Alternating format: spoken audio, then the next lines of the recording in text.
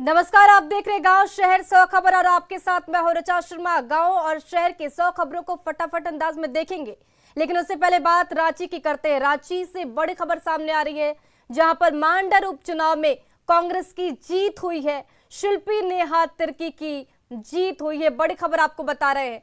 23,517 vote से शिल्पी नेहा तिर्की विजयी बनी है। बीजेपी उम्मीदवार गंगोत्री कुजूर को उन्होंने हरा दिया।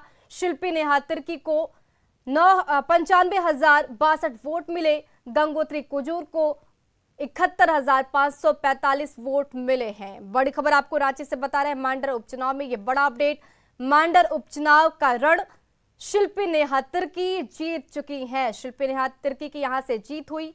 बीजेपी की उम्मीदवार गंगोत्री कुजूर को उन्होंने मात दी है। 23,517 वोट से विजयी हुई है शिल्पी नेहा तिर्की।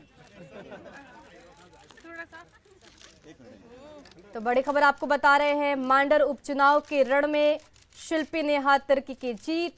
कांग्रेस की तरफ से ये उम्मीदवार थी। शिल्पी नेहा तिर्की ने बीजेपी उम्मीदवार गंगोत्री कुजूर को मात दी।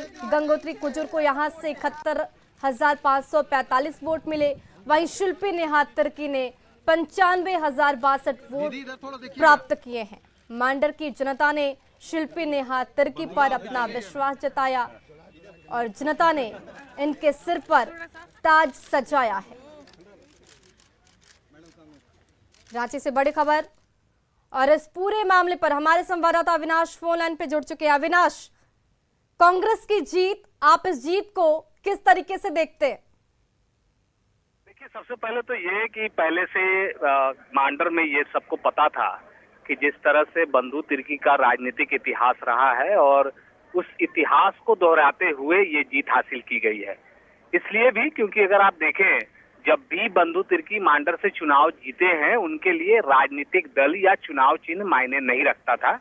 और इस बार भी लोग जानते थे कि भले ही उनकी बेटी कांग्रेस के टिकट पर चुनाव लड़ रही हैं, बंधु तिर्की कांग्रेस में शामिल हो चुके थे पहले ही, बावजूद इसके ये सभी लोग जानते थे कि बंधु तिर्की अपने आप में अपनी एक ऐसी ताकत है जो अपनी बेटी को चुनाव जिताने में सफल हो सकते हैं और कामयाब हो सकते हैं। दूसरी बात, अगर आप देखें, मांडर में अब तक का जो राजनीतिक इतिहास रहा है, जो चुनावी इतिहास रहा है, 2014 को अगर आप छोड़ दें तो बीजेपी यहाँ सफल नहीं रही है।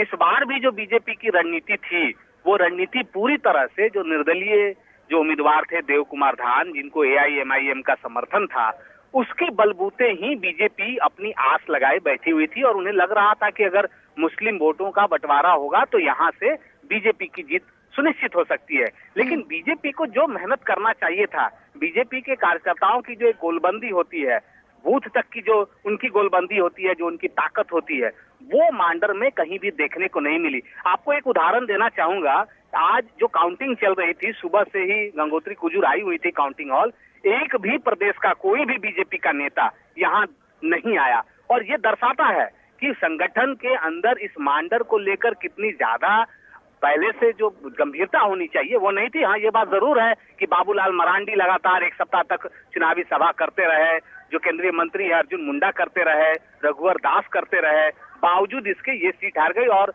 गंगोत्री कुजूर ने जो कहा है बाहर आकर कि अगर उन्हें टिकट पहले मिल गया होता तो ये जो परिणाम आया है, शायद ये परिणाम दूसरा होता। मतलब जो घोषणा होनी थी उम्मीदवार की, उसमें भी बीजेपी ने बहुत देर कर दी। और इधर दूसरी तरफ अगर हम बात करें तो ये तय माना जा रहा था कि बंधु तिर्की की बेटी ही चुनाव लड़ेगी। तो बहुत सारे फैक्टर थे अलग अलग। अगर हम प्रखंड के हिसाब से भी बात करें तो चानों को अगर आप छोड़ दें तो मांडर की बात करें, लापुंग की बात करें, बेड़ो की बात करें, इटकी की बात करें, हर जगह कांग्रेस ने ही लीड ली है।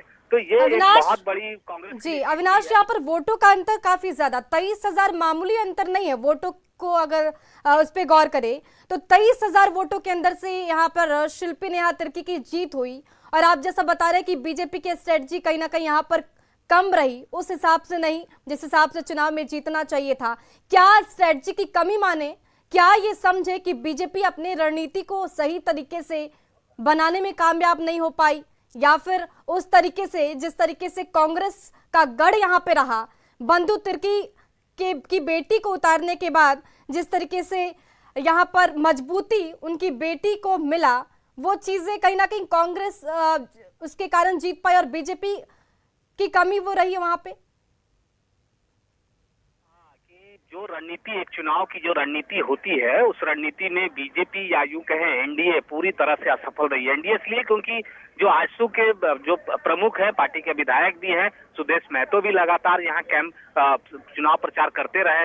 बीजेपी के तमाम जो बड़े नेता हैं उन्होंने यहाँ पर कैंप किया, चुनाव प्रचार किया, 3 पूर्व मुख्यमंत्री ने प्रचार किया। लेकिन इसके उलट अगर हम बात करें तो कांग्रेस ने, मैंने पहले कहा कि कांग्रेस के उम्मीदवार के तौर पर शिल्पी नेहा तिर्की जरूर चुनावी मैदान पर थी, अविनाश, बहुत बहुत लेकिन पूरी धन्यवाद तरह तमाम जानकारियों के लिए।